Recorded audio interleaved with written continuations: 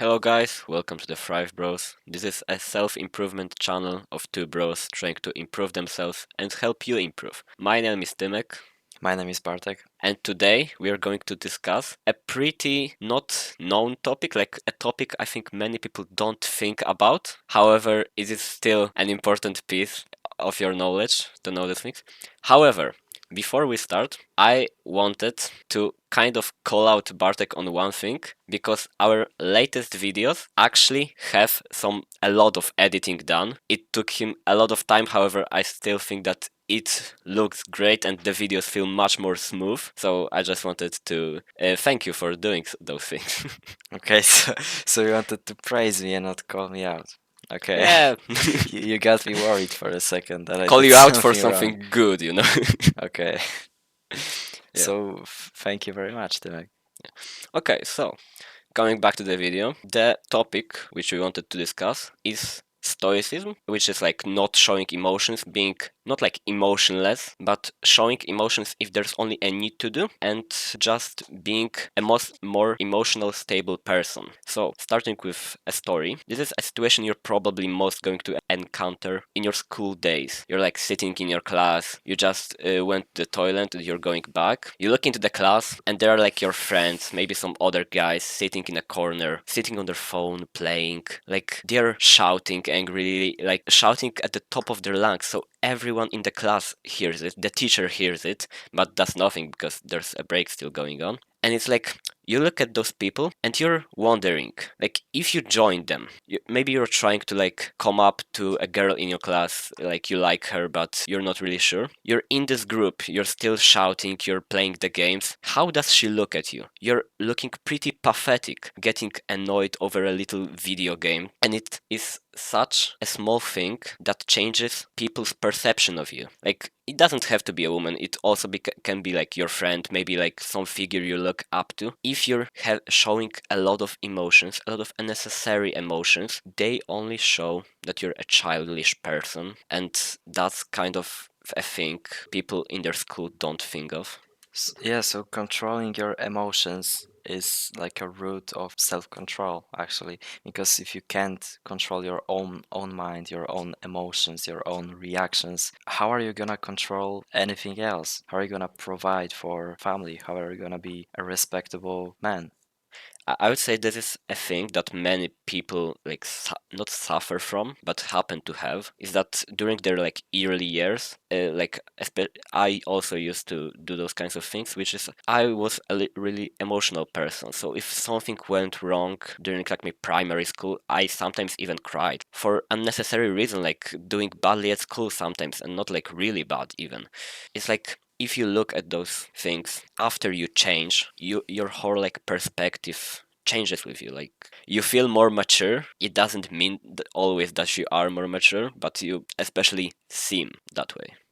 Yeah, it's really connected to emotional maturity. If you look at your father, he probably is way more stoic than you. He shows less emotions. He may be emotional sometimes when he's watching a football game for some reason and he's just rooting for his favorite team very much. But when something bad happens, he's there for your mom. He's her rock, and he just doesn't get thrown out of this masculine frame by some random events.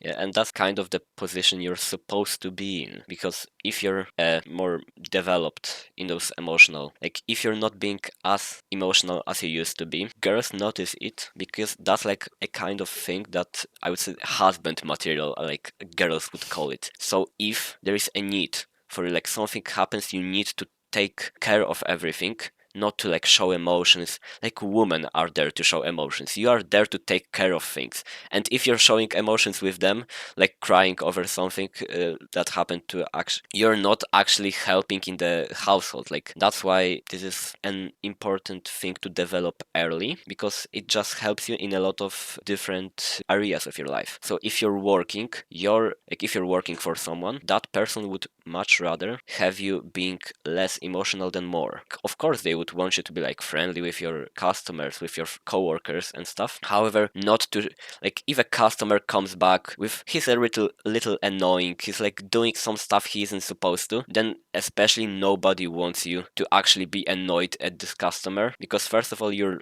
kind of doing bad at your job, you're doing bad for this customer, he gets annoyed, your workers get annoyed. This just makes everything worse for you. And if you're just stoic, if you know that those kinds of things will happen, you won't have a need to change them. Like there's no reason to change them, because changing them only makes things worse. So that's why it kind of helps you with like the maturity.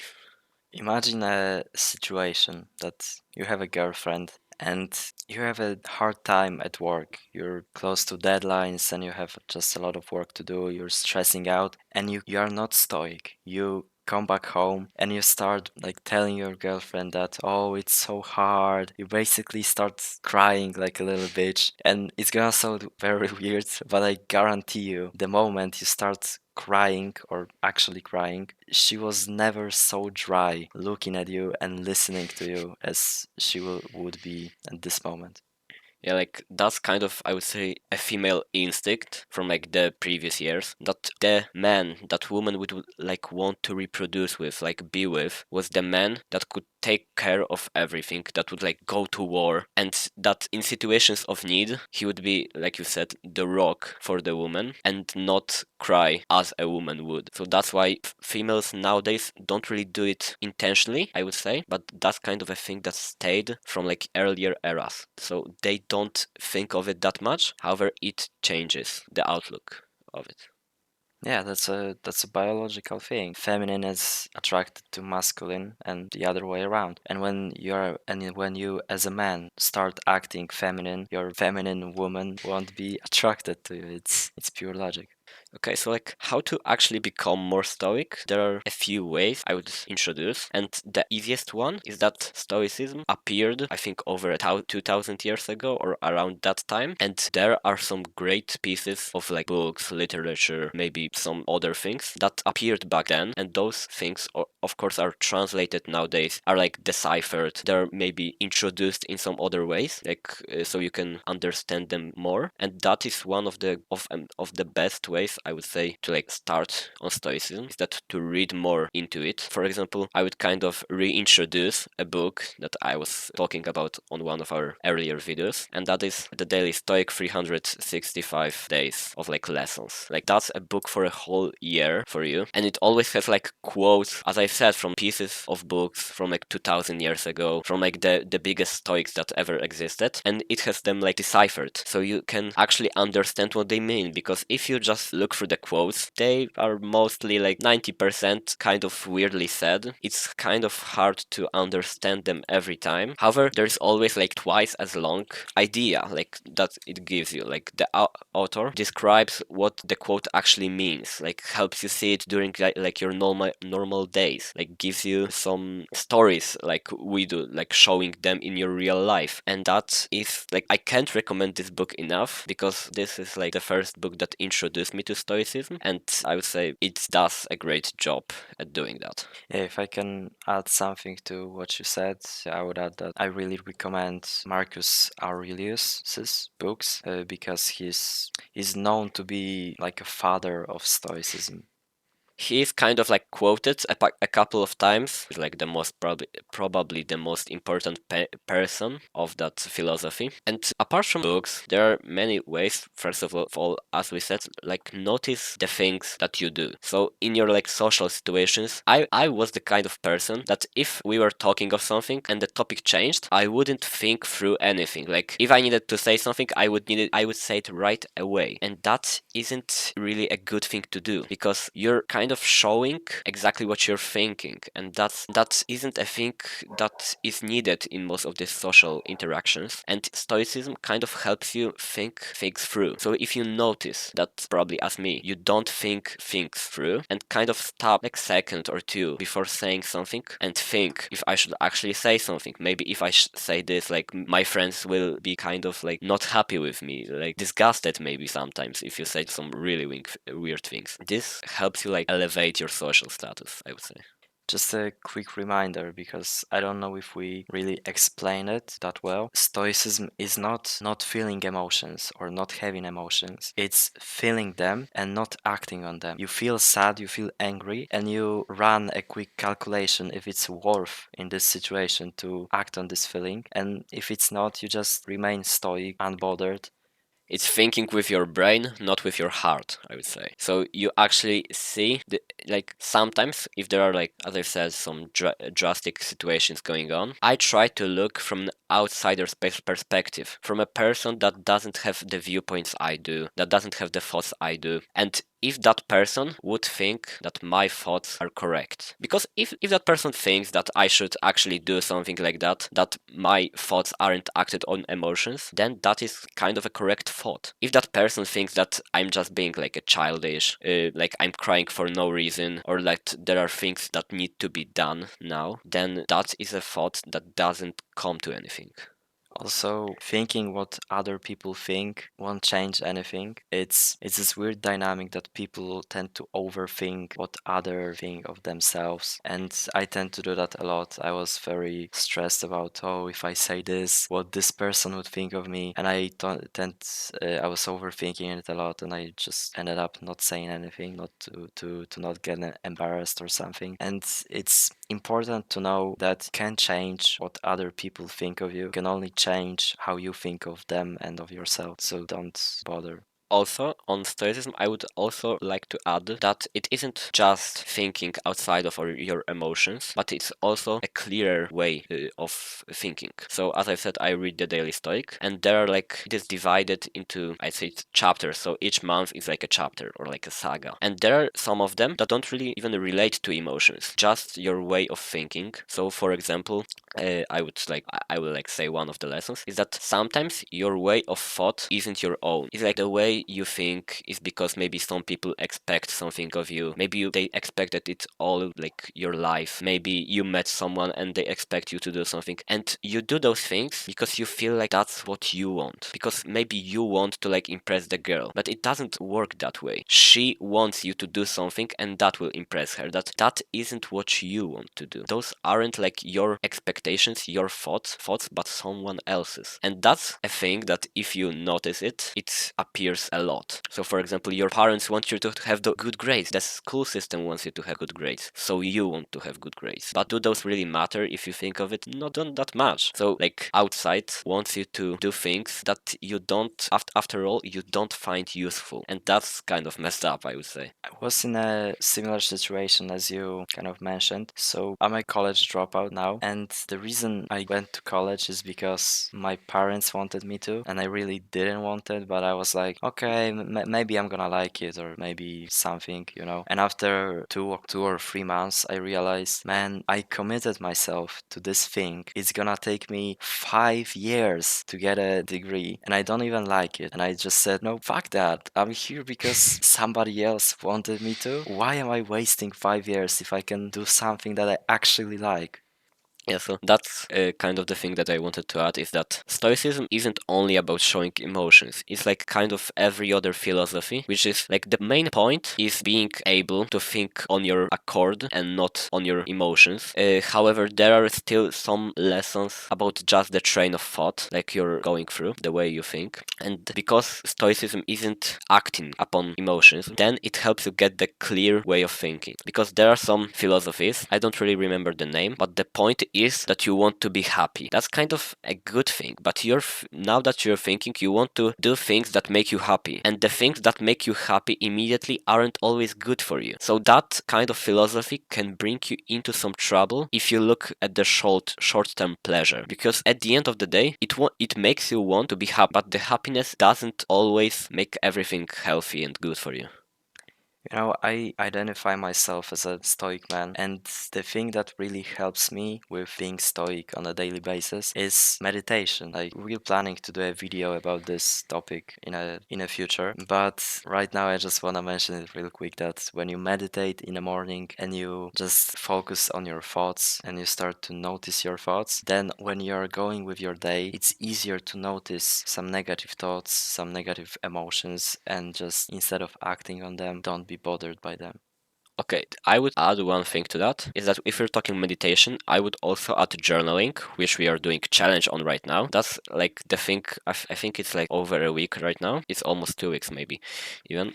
You know, I really don't want to interrupt you, but maybe we should leave it for and save it for the journaling video, like our thoughts. Yeah, but I kind of wanted to say that it helps you collect your thoughts. I won't go into detail much, but I would say it helps you with stoicism if you go deep enough into it. Also, I think that you mentioned it that while you're being emotional, you're kind of giving off the feminine energy. And if you think of it, this makes you look gay. Because if you think of it, first of all, every gay person is really emotional. At least like the males are more emotional than they used to be, than they are normally. And second of all of them, like all of the gay males give off feminine energy. Like don't think that they give off like the masculine. Like I don't think there are many gays that give off like the masculine energy. You know, like they are gay.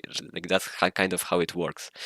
You know, I kind of disagree because I think opposites attract each other. And as we said, feminine and masculine attract each other. And gay people actually get it. When you have two gay men or two gay women, there's always this one who's way more feminine and one who's way more masculine. And if you look at it, you start to see it. And in modern relationships, people for some reason don't want to be feminine and masculine, they want to be in between for some reason.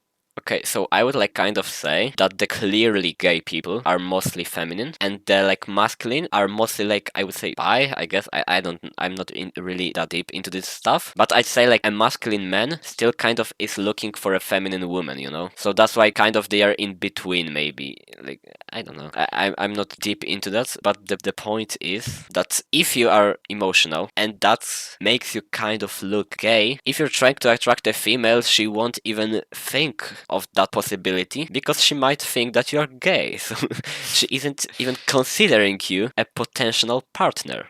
Yeah, she considers you a friend, basically. She doesn't feel this attraction to you. She likes being around you because she likes you for your character, but she's not attracted to you. So you end up in a friend zone. And if you think of it, many girls like being around gay guys, and that's why kind of they are looking for some of the like people to friend zone, and if you think of it, You know, people I'd who are say, like sorry, I'd say they're not looking for it, like purposefully, but it's kind of happening on its own, I'd say. Just yeah, okay. So I would like say that many people who are like friend zoned may be friend zoned because they just look the wrong way to the girls they wanted to attract, and because they are kind of like not careful of how they are going inside like this relationship, they don't change anything in it, and they stay in the friend zone. the reason why women are friends with gay guys a lot of times is because they're similar to them in character. They are feminine. They both are feminine. So when you end up in a friend zone, you can probably tell what does it You, mean. it may mean that you are gay. No, we're just joking, but it may mean that she thinks that you are gay, and No, if you aren't, it may mean that she thinks you're a feminine guy instead of masculine. yeah, but that kind of connects. Like, okay, so kind of coming back to the topic, we've discussed a lot of different like things of stoicism, but the main benefits is like first of all, clear thoughts, looking good for your friends, for your workers, for your like boss, for your family. So you seem much more developed than like for example, I would say that most parents, until you're providing for yourself, they will think of you as a child, and once you start kind of becoming this stoic, then you still seem like a child to them, but your opinion matters a bit more. It may not seem a lot, but if you're still like living with your parents or interacting with them a lot, you feel the difference. If you're living with your parents and you're not providing for anybody, they still portray you as this cummy little boy, basically. They do you You're so homophobic in this video. I can't. Yeah, we're not homophobes that much. That much. I have Yeah. gay friends, bro. Yeah, so your parents still see you as this kid that they provide for, they look after, and you just don't look like a man to them yet. So the simple conclusion is that this way of thinking changes your portrayal of life. So you feel much less like a person being acting upon their emotions, so not acting out of their will, I would say, because sometimes you would get angry and you won't even process it and just act. But once you become like stoic, you just feel much more developed, as I've said, mature. So you think clearer, better, and everybody notices that, and your way of life changes based on that. Yeah, when you take a break from crying around and actually start to calculating what's good for you, start thinking clearly, then you seem like a new man. Yeah.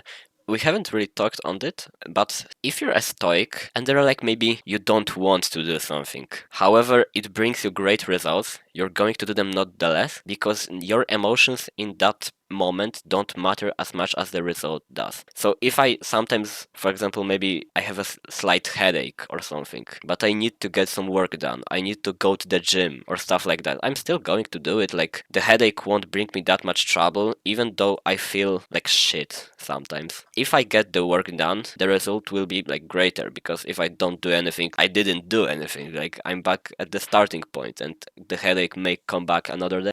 And your future self will thank you for that. Like, I'm so grateful that I started going to the gym 3 years ago, and now I can enjoy the physique that I have. Yeah, exactly. And also, of course, don't do things like if you have a broken leg but need to go to the gym, don't do legs. Like don't be stupid about your decision.